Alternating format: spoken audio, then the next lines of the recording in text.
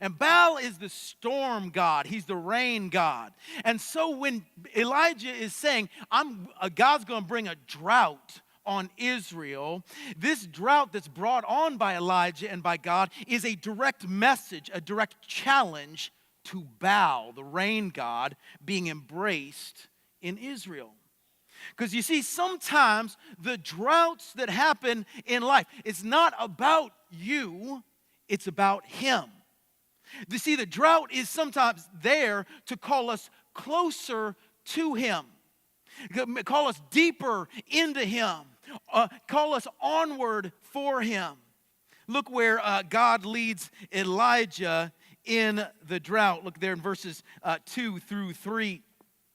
It says that then the word of the Lord came to Elijah. He said, leave here the capital and turn eastward and hide in the Kerith ravine east of the Jordan. That's where I want you to go.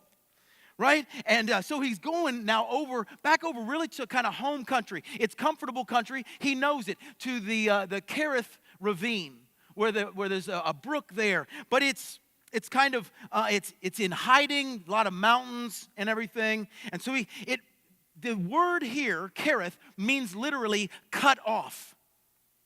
You know, that God's calling Elijah to be cut off from everybody, everything except God. Right? Sometimes the storm that happens in your life, sometimes the drought in your life is to get you closer to God.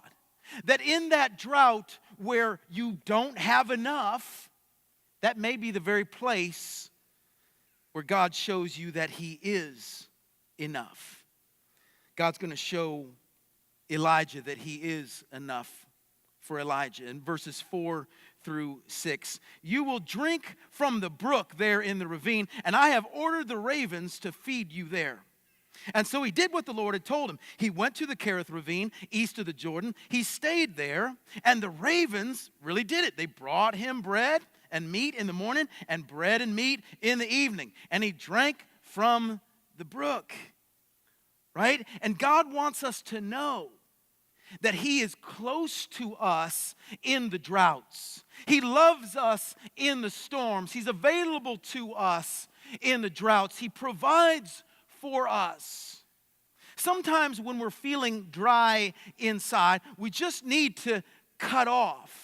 We got to get away, get closer to God. Maybe it's your quiet time in the morning, or it's lifting up stresses to him midday, or it's your evening prayers, or it's a spiritual retreat every once in a while when you need it to just kind of get away and get close to him. But see, he loves being close to us.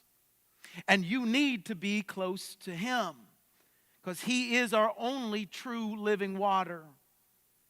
And he is our bread of life.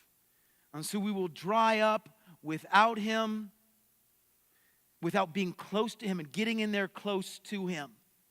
But at the same time, if all we do is hide out with him, hide out in our quiet times, hide out just in our little bubble with God, if that's all we ever do, we'll dry up there too. See 1 Kings 17:7. Look there. It said, even after a while they're being cut off and alone with God, sometime later even the brook that was there dried up because there had been no rain in the land. See, sometimes a drought isn't just a drought. Sometimes the drought in life is to draw you closer to God for the purpose of getting stronger in God, so you will be sent by God on a journey with God for a greater purpose of God. See, God is getting Elijah ready for something bigger than just this quiet time.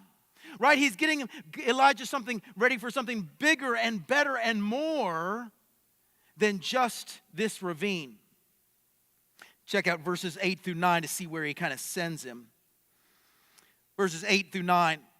Then the word of the Lord came to him and said, look, Elijah, go at once to Zarephath of Sidon and stay there. I have commanded a widow in that place to supply you with food that you will need. And you're like, Zarephath? I mean, first of all, just look at the map. That is 100 miles away. 100 miles of walking in a drought, mind you, all the way to get to Zarephath. It is foreign country. It is not Israel. It's even Jezebel's hometown. And it's the birthplace of the Baal movement. See what I did there? And God says that when you get there, your only help there will come from the most helpless there, a widow. I mean, how is this going to work? Is it any wonder Zarephath literally means refiner's fire? See, God's path is going to test Elijah to the core. And see, any storm, any drought in your life is going to test you. And that's why in the droughts of life, you got to learn to lean into God. Lean into what He's calling you to. Lean into what He's calling you through. And I love watching Elijah lean into God's calling and God's direction here in verses 10 through 11. So Elijah went. I'm 100 miles in a drought. He's leaning in to God and God's calling to him. He went to Zarephath, and then when he came to the town gate, there's a widow there. She's gathering sticks. I'm not sure if this is the one, but he leans into the situation. He calls to her and he asks, "Hey, would you bring me a little water in a jar so I may have a drink?" I'm just leaning in here for a little intel. And then as he notices that she's going to get it, and he's like, So he calls, "Hey, by the way, can you bring me a side of fries with that? Can you bring me a piece of bread too?" Right? You see him leaning in there into the situation. And sometimes what we got to do is we got to learn to lean into God, lean into His Word, lean into His ways, His callings, His convictions. Right? We got to test them out. We got to try them out. Right? But watch out. In all of the leaning into God and obeying, right? Make sure not to give up or tire out or fall down in all the leaning. In fact, in all the leaning, it may be sometimes wise to kind of almost expect that the storm or the drought might sometimes actually intensify before it gets better. Sometimes you will be leaning into God for His better, right? And it only gets worse, right? Ever happened to you, right? You're leaning into God and His promises for something better, and it only gets worse. And it does for Elijah here, doesn't it? Check out the widow's response in verse 12 there. Bread, that too? As surely as the Lord your God lives, she replied, I don't have any bread, only a handful of flour in a jar and a little oil in a jug. I'm gathering a few sticks to make a fire, to take home, make a meal for myself and for my son, that we may eat it and die. Right? I mean, this is a bummer, right? I mean, just look at the face here of the situation, right? The situation is dire. I mean, this is really difficult stuff. Elijah's like, come on, God.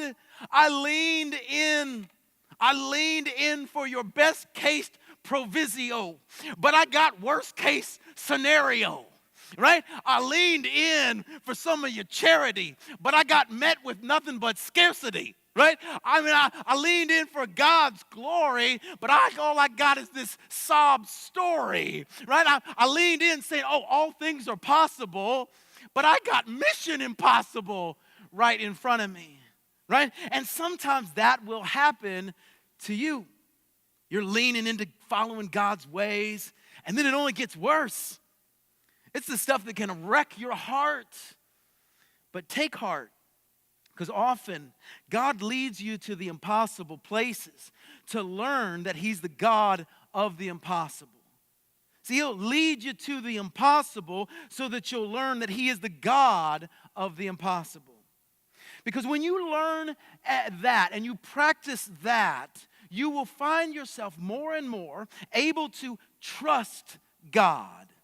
for the enough that you're going to need for today. Elijah's been in and around God long enough to know that God has got this, all right? If anybody's got this, it's God, right? He knows. He knows that when you put God first, when you give God your first and your best, He's going to give you enough for your need for today, right? Check out his bold call to this woman in verses 13 through 16, right? Elijah said to her, I know you just said you're going to go eat and die, right? But don't be afraid. Trust God. Go home and do as you have said, which is kind of funny because she just said she was going to eat and die, right? Well, go and do that. But first, before you eat and die, make a small cake of bread for me, from what you have, and bring it to me even before you eat and die.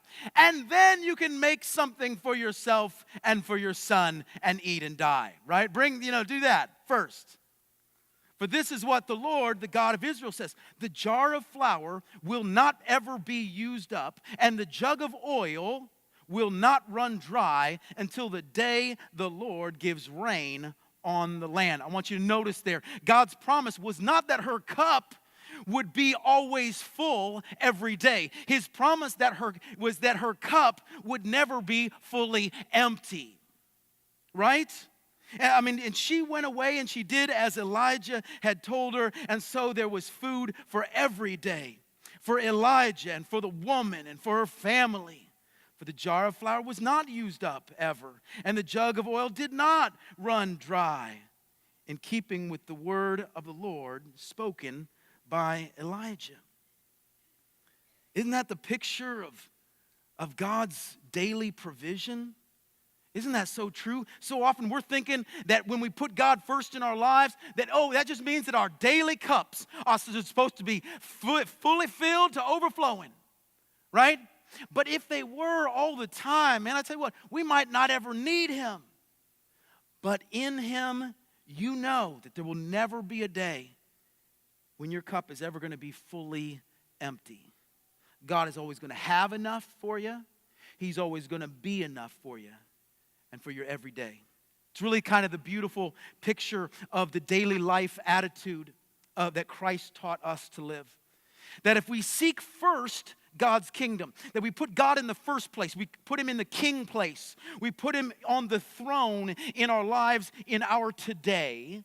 And if we seek first His righteousness, His right ways in our today, then all these other less important things that we're going to need for today will be given to you as well.